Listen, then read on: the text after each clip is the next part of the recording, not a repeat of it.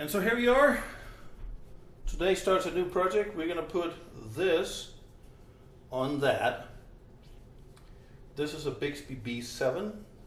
This is a 1964 reissue Murphy Lab light age Gibson Custom ES 335. I know what you're gonna say, but I really like these. So next hour or so, we're gonna play with how to make this fit on that. First, we start by removing the strings. So we can start with that. And then we will remove these two as well. Then we remove these two. Remember, this is an aged model, so you will see some rust or erosion is probably a better word for it. There you go. There goes one.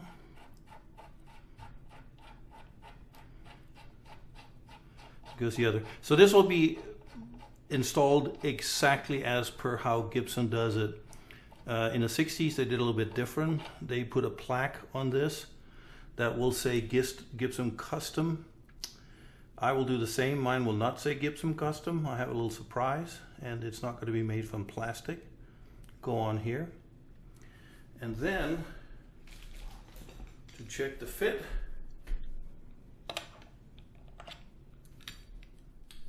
then we are removing the strap button in the end.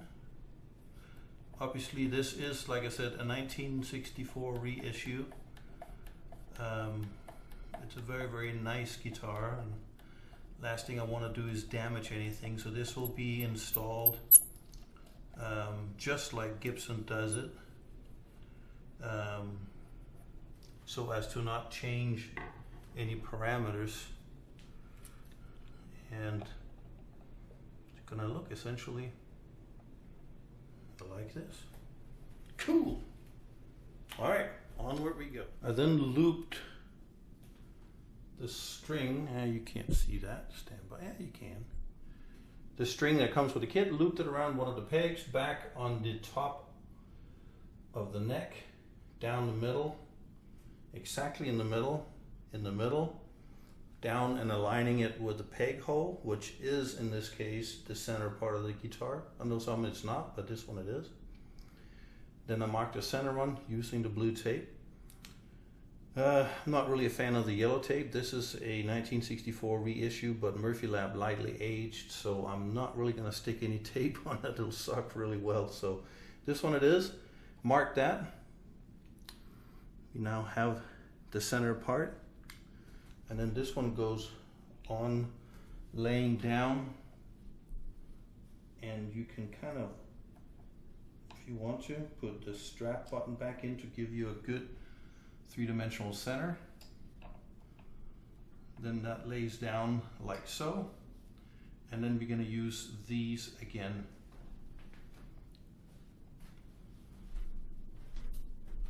The way that's going to go,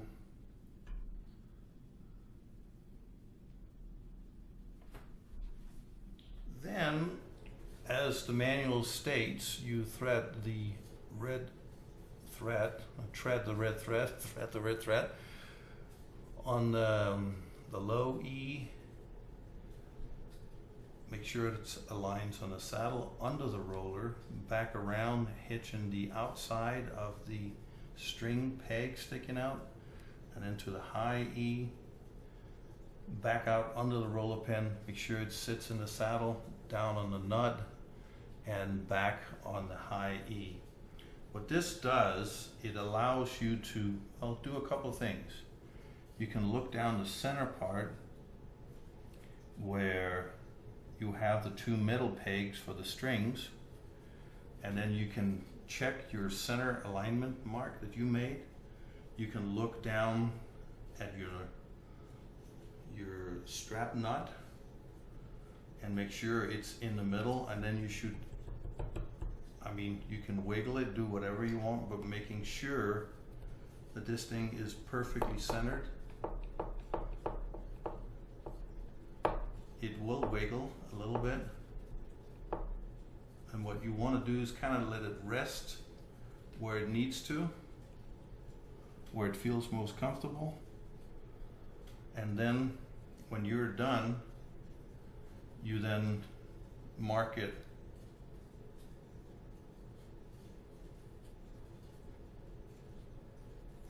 where you're going to drill the holes.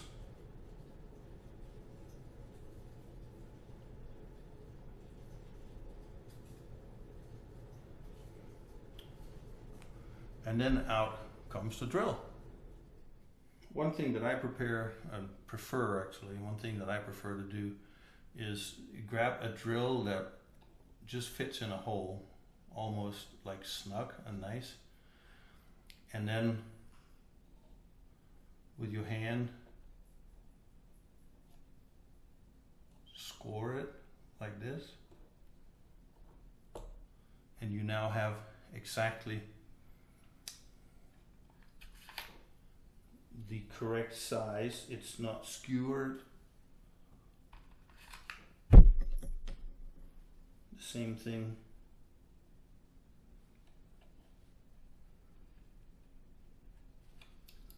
over here.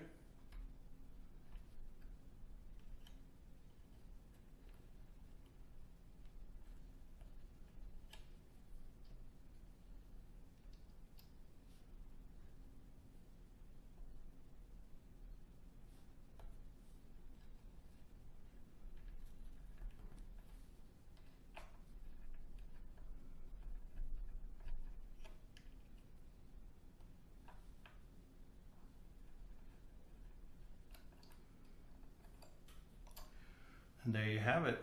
So if you take this back off,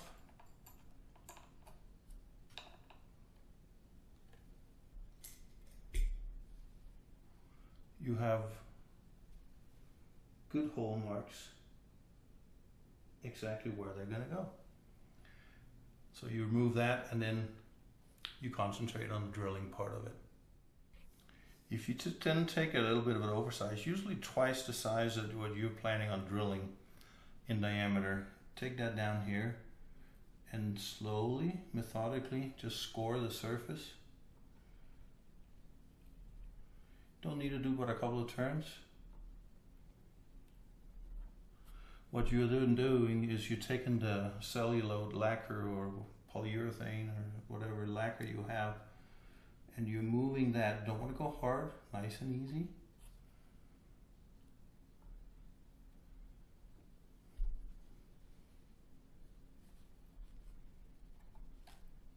So that when you do drill with a correct size drill, and as it starts to push down into the wood then, due to the, well, mechanical grooves on a drill, will be carried upward. If you have not scored this with a bigger drill and removed some of the nitrocellulose lacquer in this case, you will simply pull it off and you will flake it off. But if you score it and now drill it, it won't happen. So it's a good way to protect yourself. And we of course do the same thing on the other side here. Then comes the drilling. Try to align it as good as you can. Remember, the Bigsby plate is flat. This is slightly curved. So you don't want to go in on a 90 to the guitar. You want to go in perfectly perpendicular to the line that you have drilled. And there are two different screws. This is for the two big ones, and here are the four smaller ones.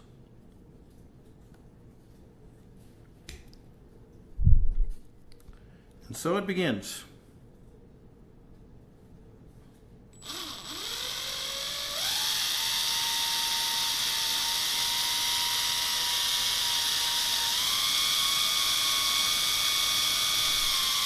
go easy and double check.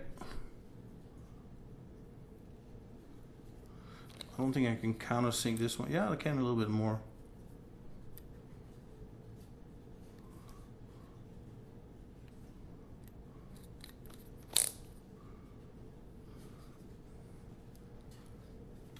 I think what we will do is raise this up. There you go. That gives you a better platform to drill at.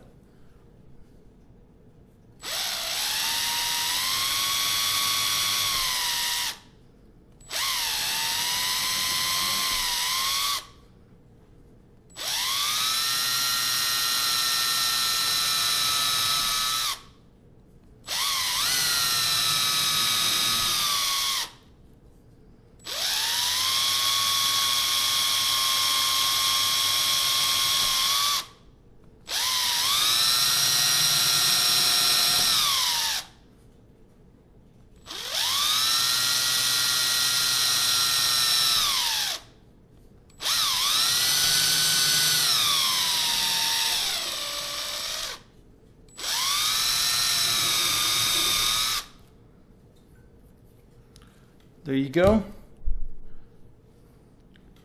All done, and we have no peeling of the lacquer, which is really nice. So then we'll install the screws. There have been some people reporting that the screws break. I can't answer to that. This is my first, but I do also know and understand these tiny screws can only hold too much. So obviously if you don't drill the correct size on a pre-hole, it will break. Another thing you can do that works really well, people laugh about it, but it's also mentioned in the tips and tricks on the install, use a bar of soap, or you can use dishwashing detergent, whatever. Just give it a dap on that and it goes right on in, and there's a whole lot less stress on the screw. There you go. Now we drill the top. Now, it says to use, I can't see this, 5/64 on the top. I'm going to start with the, actually, no, it doesn't say 3. This stupid American stuff. I'm in millimeters. Okay, so regardless, it's a bigger hole on the top, bigger drill. I'm going to start with the tinier drill, and then I can enlarge on it.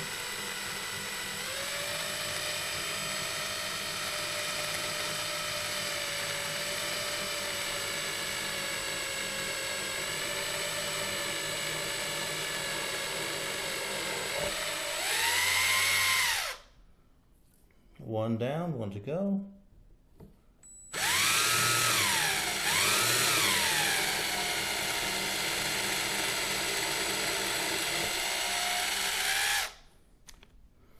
And we're done. Holes are drilled. So now, what I was talking about earlier, you hold this one in and see how much that is sticking out, and then you adjust the drill so it has the same length. No reason to drill bigger hole than you need.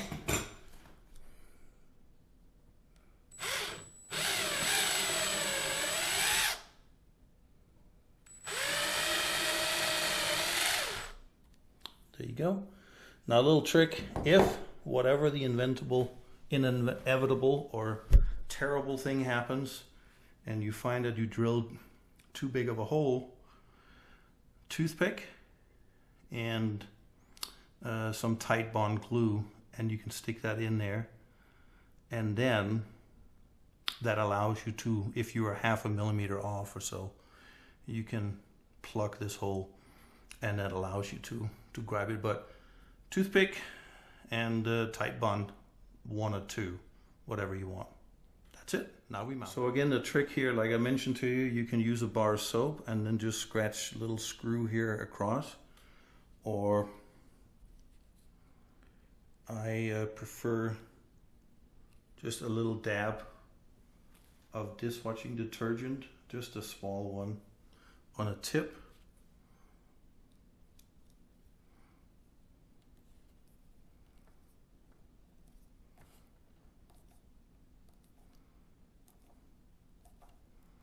Go very easy.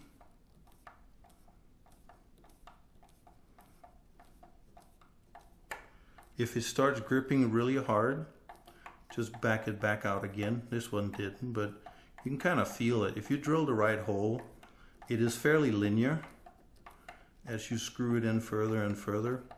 And if you feel resistance, back it back out. Let the screw do its work.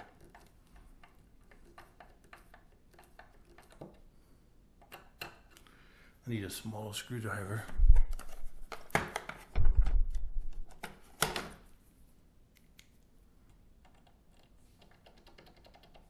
No, I don't like the way that's. Guess we will use this one here again, still.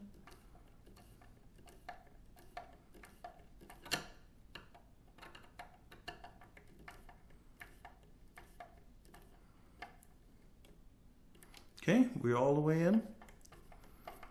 Then we back it out.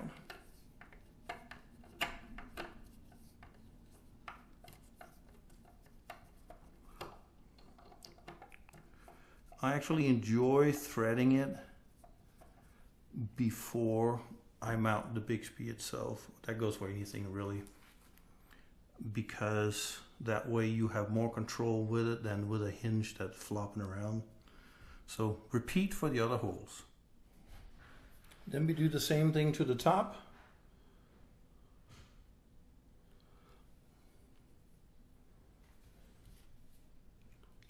This time you really need to be careful that you're holding on to the screwdriver nice and easy.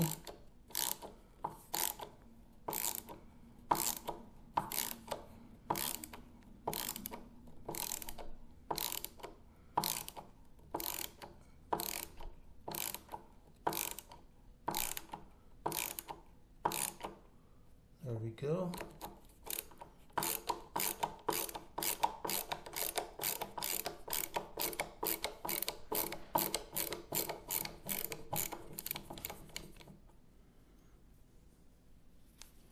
The other one.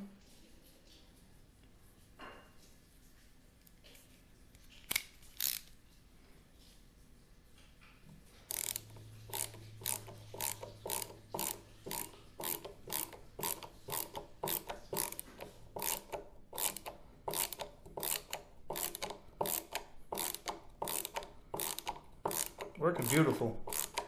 And back up.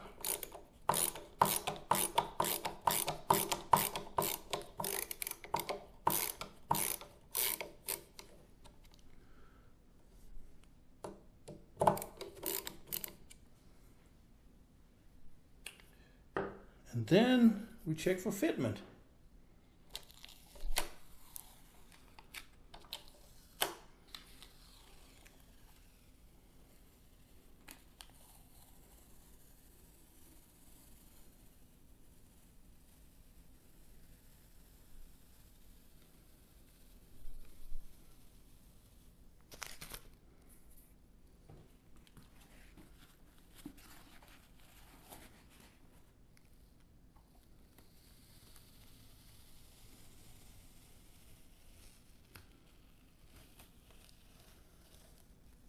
And then we're ready. Time to check the fitment. Make sure everything is what it needs to be. Slowly lay it down.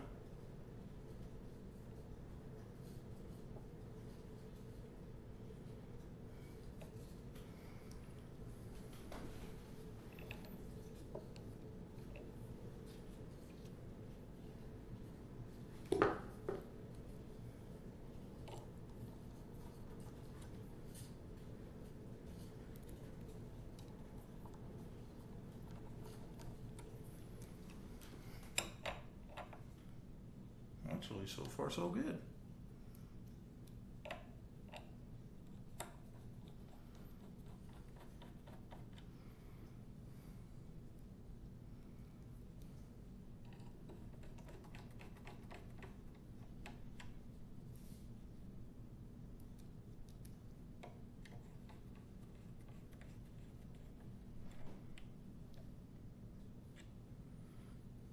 like I'm just a tiny bit off on one of the screws, but looks good. Strap button in the middle.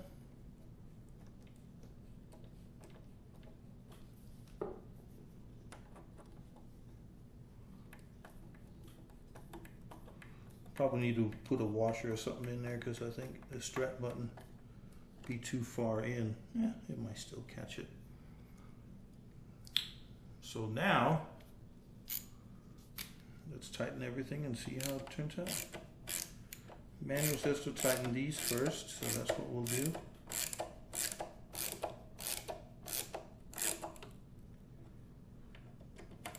Also says to tighten the top ones first, so that's what we'll do.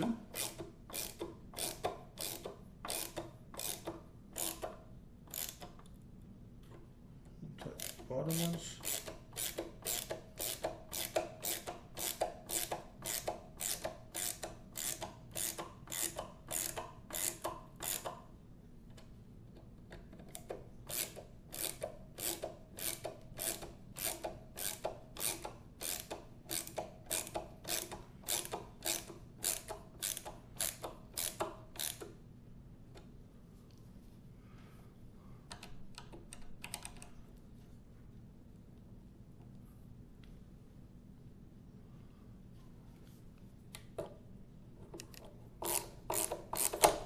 Oh, see?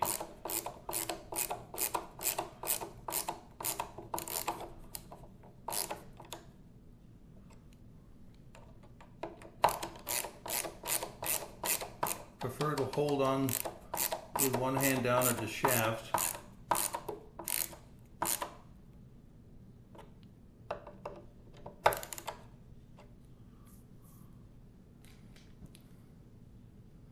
And there you have it. Now we got to figure out how to ground it. But the fit looks great. Let's see. I think we're good. All right. Till next time. Then came the matter of the ground. I know some people have gotten, I guess, I don't want to say lucky, but have installed them without providing a ground. Part of this whole dealio to me, as this is, I mean, you should respect your instrument just no matter of what it is, but this is a very fine instrument, again, and it was important to me that I installed this just like it would have been done from the Gibson factory, as it was done in 1964. So first, to get a 1/8 of an inch drill, and I had to drill a hole here that sort of goes in and comes out right ahead of the jack plug. So 1/8 of an inch was the smallest I could find locally, so that it was. And then it was a matter of where to find it. That became a little bit of an exercise in crisis management. After loosening a few different things, the easiest thing for me was to remove the switch, and then, not sure, I hope you can see it, but that black wire that runs in the middle of the channel, I soldered that on to the ground function of that switch. I ohmed everything, found out where the grounds were and which was grounded to what. Back in the day, I hear a lot of people say that it was actually grounded to this, but looking at the loop underneath with my Klein tool, there's no way on earth I'm gonna get any of that stuff out without removing all of them, and that was just not something I was willing to do, so I took the least path of resistance. The ground that's here, that goes to all of them, goes over and ends up there as well. And so that wire is soldered on, runs over, and that's the one that comes out here. We'll check back with you in a second, and we'll show you. So the wire runs from here underneath and comes out here. As you can see, Sticks up there. Didn't have any braided wire, so copper it had to be. So nonetheless, I think it'll be fine. It's not as clean as I wanted it to be, but nonetheless, is what it is. Then this thing just goes on top of it, and it holds it up, and we're now grounded. I would have preferred to catch like one of the screws on the inside, but because there's the big wooden block in there, I can't. I thought several nights about how I was going to do this, and other people have done it like this, and I thought, well, that's what I'm going to do. So that's what I did. It's been strung. Only thing we need is the plaque. It'll be here in a couple of days. It'll say just like a vintage engraving with zigzag. I think it will say custom or something, but anyway, it'll be on there. But sounds good. Strings are on there. They look really good. They're straight. So now we're gonna go plug it in and see how it sounds. Excited, mildly, a lot actually.